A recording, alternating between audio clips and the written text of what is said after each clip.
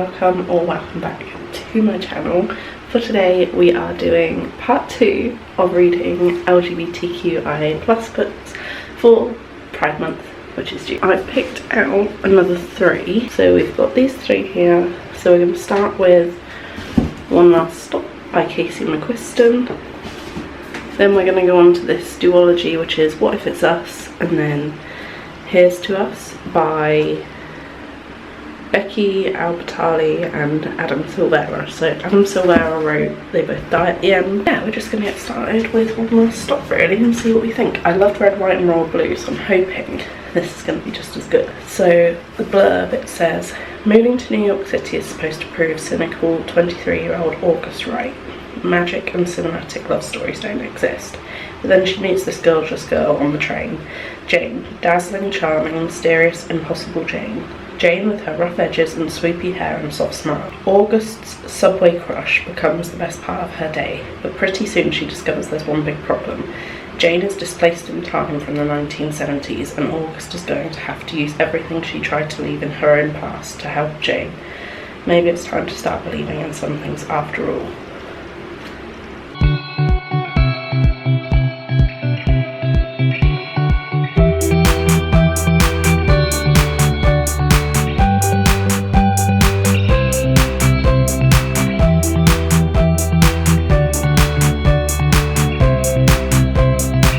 Okay, so last night I read to page 146, the start of chapter 7, and it's quite interesting so far. So basically the characters have met and they've figured out that Jane is displaced in time, sort of stuck on this train, and August is trying to help figure out how she got there and how they can help her. I really like all the little side characters actually, like Nico and Mila and Wes and all that. I think they're really cool, and it's quite interesting how they have hobbies that are relevant. So like Nico is a psychic and Mila is really into like sci-fi and stuff, so all of this comes in quite handy whilst they're trying to help Jane. And August is like, I mean, I'm not gonna lie, if I was August's boss, I'm quite shocked she still has a job. The amount of times she's like called in sick just so that she can go and see Jane on the train. Like, it's a bit ridiculous how many times she's done that. But yeah, I am enjoying it, and we've had a bit of romance and a kiss because they've figured out that Jane can not remember much, but she remembers things when she's triggered by like sensory experiences, I guess, like taste, smell, touch, things like that. So they had a kiss, they've had some romantic interest.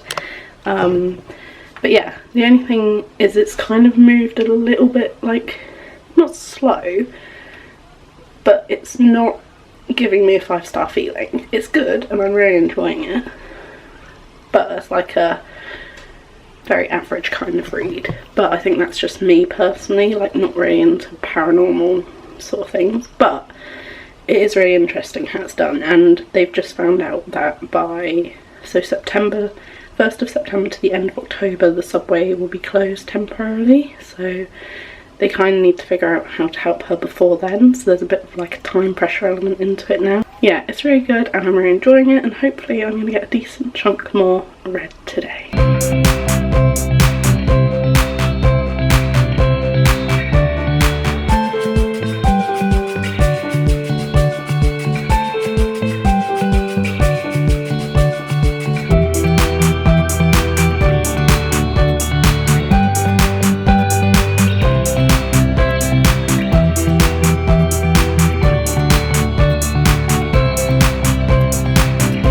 So I've just read another chapter. The chapters in this are quite long. I don't know if that's generally a thing with Casey McQuiston's books, because I did find that with Red, White and Royal Blue as well.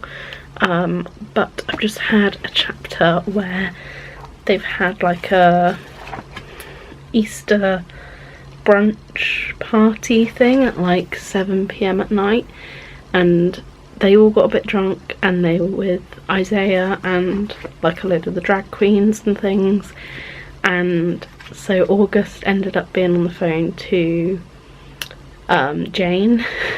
Momentarily forgot her name then. So August ended up being on the phone to Jane and she put her on speakerphone in her pocket, and so she was like there, kind of like it was like her being there at the party with them, because obviously she can't leave the train, and they ended up taking the party to her, and it was so cool. And then August and Jane kissed again, and then Jane suddenly remembered everything. She remembered all of her like life story. So yeah, that's kind of where we're at. I'm currently doing a 6,000 piece jigsaw puzzle, so that's kind of taken over my life a little bit at the moment.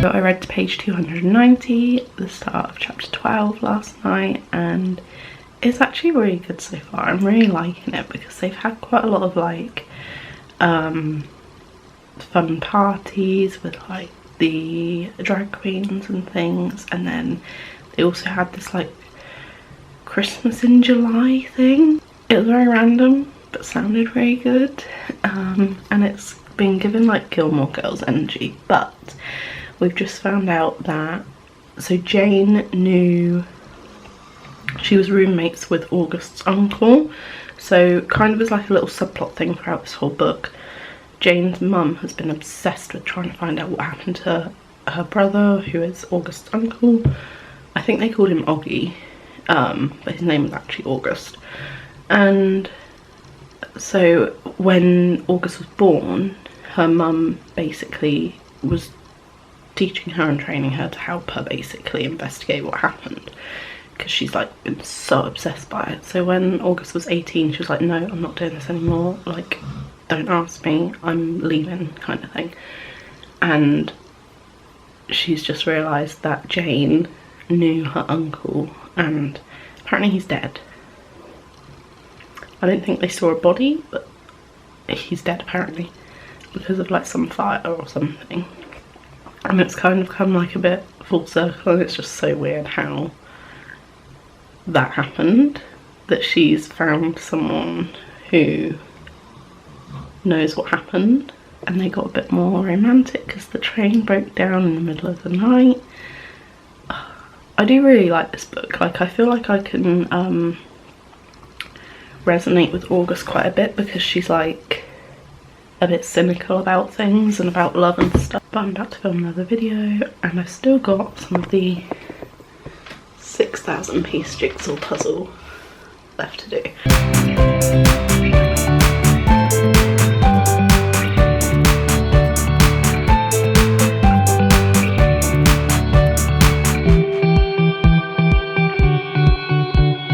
I finally finished One Last Stop last night. I did really enjoy this book.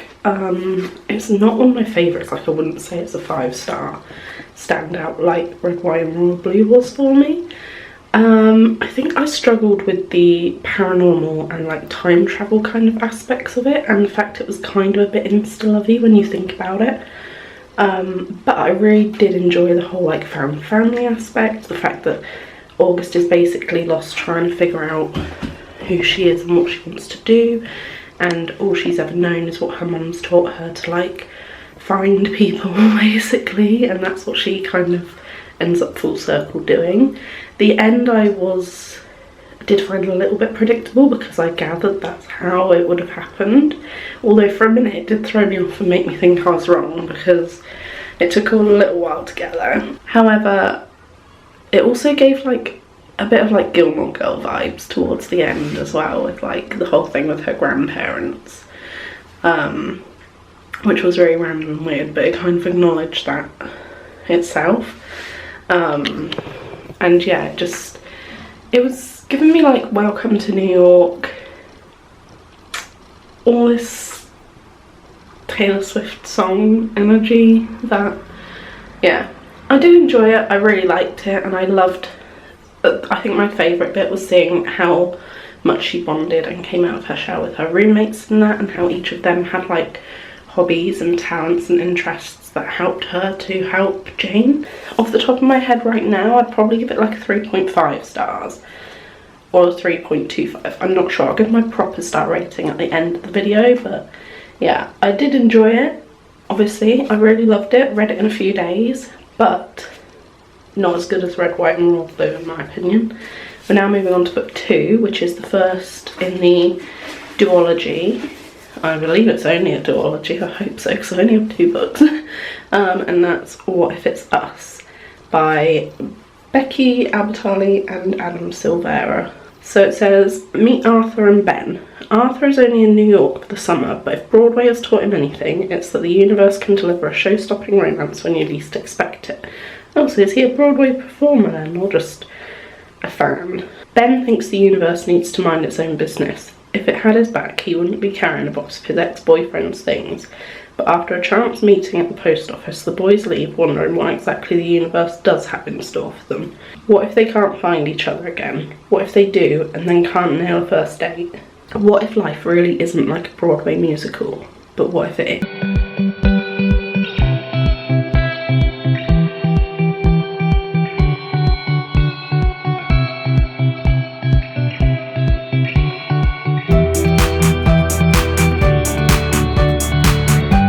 Okay, so I've been reading for a couple of hours and I've made it up to page 153, the start of chapter 14, and I'm really enjoying it so far.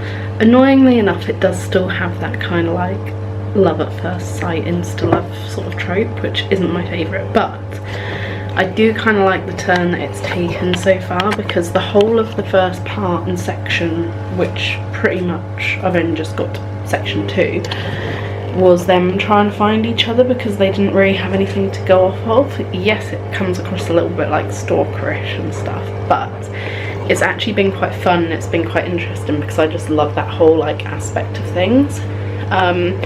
It is in that way reminding me quite a bit of One Last Stop, because obviously there was that initial instant attraction, and then they're trying, like in One Last Stop she was obviously trying to find things out about Jane to help her and her backstory. Whereas in this, they're trying to find things out about each other to find each other. It's also giving quite a few Harry Potter references, which I really personally quite enjoy. And yeah, it's also interesting and strange that this and One Last Stop both mention Coney Island quite a bit, and it's all like New York set. So that's really weird. Like, cool, but it's like a strange coincidence to me. But yeah, so I've been reading for a fair few hours. I'm getting a bit of a headache because obviously it's so hot to sleep at the minute, and I've just got cramps and things, and it's just not a fun time. So I'm going to take a little break, and I think what I'm going to do is probably move on to doing a few, like an hour or so of the jigsaw, and then I'll carry on reading a bit more later.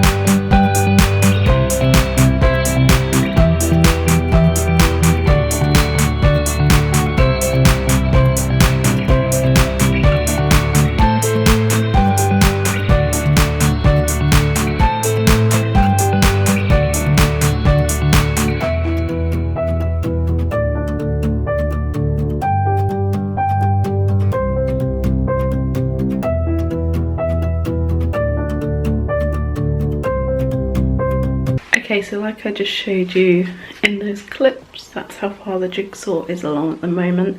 It's 6,000 pieces and it's flipping massive. So we've sort of split it into like 4 individual long panels, and we're going bit by bit. So we've got 3 on the go, even though we've got quite a bit for the 3rd panel now as well, but it's a matter of space. So last night I read to page 283, the start of chapter 25, and so much is happening.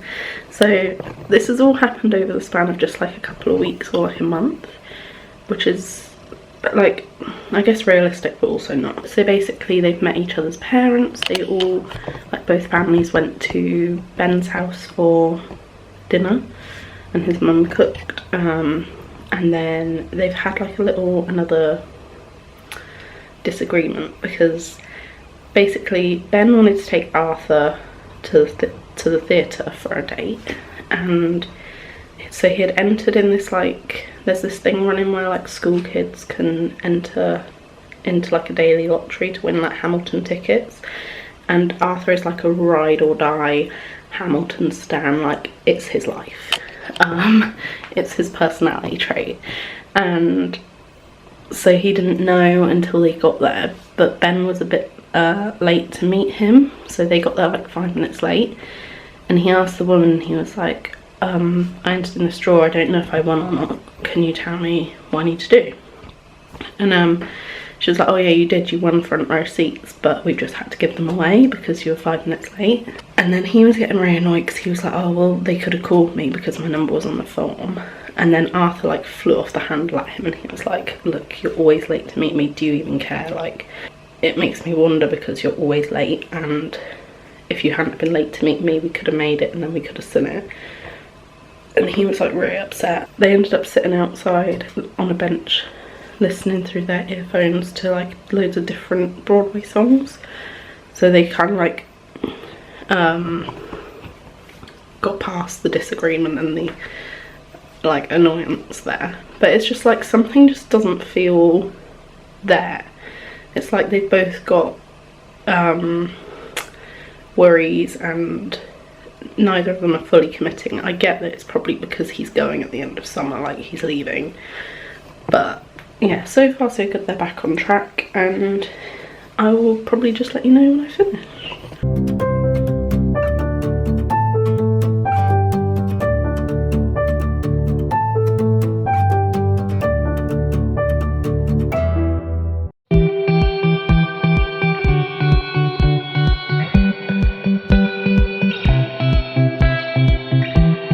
I just finished the book. Oh my god, this book was so cute. I'll quickly give you my thoughts and my little wrap up, and then we'll move on to starting the sequel and the final book for this video. Here's to Us. I'm very intrigued to see what this one's going to be like. I believe that one's going to be Second Chance, because basically how this other one ended was they like spent their time together and then Arthur left, and they had like an amicable parting of ways to say that they would stay friends rather than try to do anything long distance. And I think in the epilogue they're both still single, so we will see. But I think that the sequel will probably be like obviously Second Chance. I actually quite enjoyed it. There was some bits of it because it felt very, I don't know if it is YA or not. I feel like it is because it definitely felt it to me, so I would probably give it like 3 stars, 3.5. As I said, I'll give proper full ratings at the end of the video, I think, when I summarise anyway. But I'll quickly read you the summary of Here's to Us, and then I might make a start on this evening. So this one says, how much can change in 2 years? Ben survived his first year of college, but he's feeling more stuck than ever. His only saving grace is his writing partner Mario, who's been giving him Spanish lessons and plenty of kisses. So why can't he stop thinking about a certain boy from his past? Arthur is back in New York, ready to take the theatre world by storm. It sucks having to be apart from his boyfriend, but he knows their relationship is solid, which is why it's no big deal when his ex-boyfriend Ben stumbles back into the picture, right? Even as Ben and Arthur try to shake off the past, they keep running into each other in the present. Is the universe trying to tell them there's a do-over in their future? Okay, yeah, so Second Chance. I think this one will probably be really cool. Like, their relationship was really cute, and I loved all like the Harry Potter references and stuff, so I cannot wait to see what this one's like.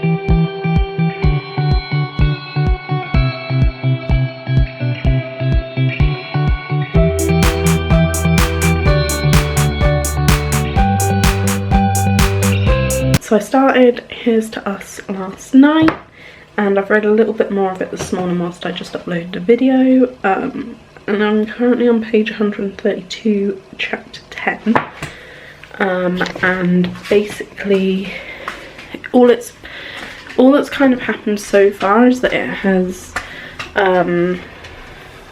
recapped bits of what happened in the first one, and it has explained that obviously they're starting their jobs and things, and Arthur is back in New York for his like internship thing, and yeah, Mario, who is Ben's, not really boyfriend, but he's like his friend with benefits at the minute, I guess. He's about to go away for a week or two, so they're both going to be there without their respective others. Ben was in the park with Dylan and Samantha waiting for Mario, and they heard like an a cappella group doing a performance of Marry You by Bruno Mars, and I was like, where do I know that from? Where is that familiar? And it happened in the first book, because in the first book there was a flash mob in the post office where they met, where this guy was like had a band doing a cappella version of Marry You by Bruno Mars to ask the woman at the desk to marry him. So it was their wedding in this book where it was all taking place again. So they're out in this like castle bit where they'd been before, and Ben hears the a cappella stuff and he's like, where have I heard that before? And then he sees that it's the same people getting married, because this is obviously 2 years after he met Arthur. And so then he like reached out to him, because they had been talking as friends for like a year and a bit, I think, after they broke up. But then they sort of like lost touch, because I think Ben got a bit like cautious of not wanting to hear too much about Arthur's new boyfriend, Mikey. I'm going by Mikey because that's how it looks to me. And obviously I think Mikey was a bit like, didn't really like Arthur being in contact with Ben that much. They've all just gone to Dave and Buster's, which is where they went for their first date, so it's got all the nostalgia for them.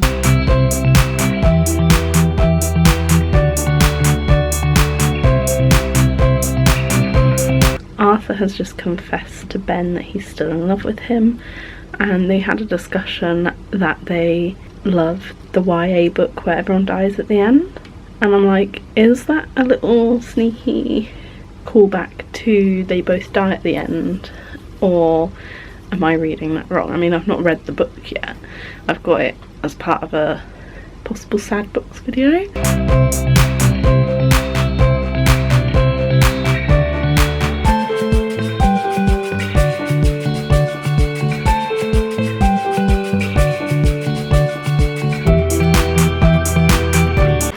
Okay, so I just finished the book. Sorry if you can hear my fan, it's boiling hot, so I can't really do a lot about that. This one was really cute. I do like their story. I did feel like this one wasn't really necessary. Like, I liked how the first one ended off with them being friends and it was kind of left open to interpretation. And I do think that, like, you could have just had, like, the bits of them getting back together as like a little bonus epilogue bit in the first one or something. But that being said, it was really cute, really sweet. I still enjoyed it. It was still fun. It's quite like YA cheesy in places, but that's to be expected for what it is. So I think I'd probably give it like a 3 stars. I think I preferred the first one because we got a lot more of them together in it. Whereas this one was more, they're both with other people, but they're both still interested in each other, and it's basically a lot of the first half of this book was like miscommunication and like people sort of denying their feelings and going with what they think they should do to keep people happy. Okay, so the lighting's a bit weird for this bit, but we're just going to have to deal with it, and apologies for the noise of my fan as well. It's just, it's so late and it's so hot and I can't really do anything about either of those. So, to quickly wrap up this video, we read 3 more LGBTQIA+ books for the part 2. If you want to watch part 1, I'll leave it linked in the description box below, because basically for this whole month I've pretty much just been reading LGBTQIA+ books. So it's been a great time, really, truly. So we started this part of this video with One Last Stop by Casey McQuiston. Now, I really quite enjoyed this one. it was something very different, and I loved the whole found family aspect of this, where, you know, she gets to know all of her roommates and things, and she's trying to figure out like what she wants to do and all this, and she moved to New York, and oh, it was really, really good. I thought the ending was a little bit predictable, although I did think that it would have been more instantaneous than it was. But yeah, I liked it. I wasn't a massive fan of the whole like time travel and paranormal aspect to it. But that's just me personally, one of my issues. So I think I would give it a 3.5 stars off the top of my head, because I definitely preferred Red, White and Royal Blue by Casey McQuiston. Then next we moved on to this duology, so we read What If It's Us first, and I really liked this one. I thought Arthur and Ben's story was so cute, and it gave me a lot of like the same feelings as One Last Stop. Like, it was quite reminiscent of that, of someone having moved to New York and then trying to find out about this other person, and like, it was just so cute, and I loved all of their little do-overs and all the Harry Potter references and things like that. So I think I would also probably give this one a 3.5 stars as well. By the way, none of these books are bad. Like 3.3 and 3.5 are not bad ratings at all. They're just very average and mid. It's just like, I say 5 stars for like really deep emotional reads, or things that like I just can't stop thinking about, whereas these are very, very cute. But I definitely think that I preferred the books that I read in the first part of this video earlier on this month. But then I read finally Here's to Us, which I've just finished, and I think 3 stars, because it definitely felt like just a very extended epilogue, but with a lot of like back and forth in the first half. I think the first half was quite weak. It definitely was better in the second half of this book, and I loved the whole epilogue sort of side of things and everything as well. Again, love Arthur and Ben, and I loved the ending of this one, and I liked it because it was second chance, but it just wasn't as good as the first one for me, in my personal opinion. I don't think so. 3 stars for this one. Okay, so that is it for this video. I really hope you enjoyed it. If you did, give it a big thumbs up. But yeah, hopefully you enjoyed the video, and remember to subscribe if you haven't already, so that then you'll never miss any of my future uploads, and you'll always know when the new videos are coming. And like I say, I'll leave part 1 linked in the description box down below, and I really hope you've enjoyed watching these videos, and I have plenty more to come soon, so hopefully I'll see you in the next one.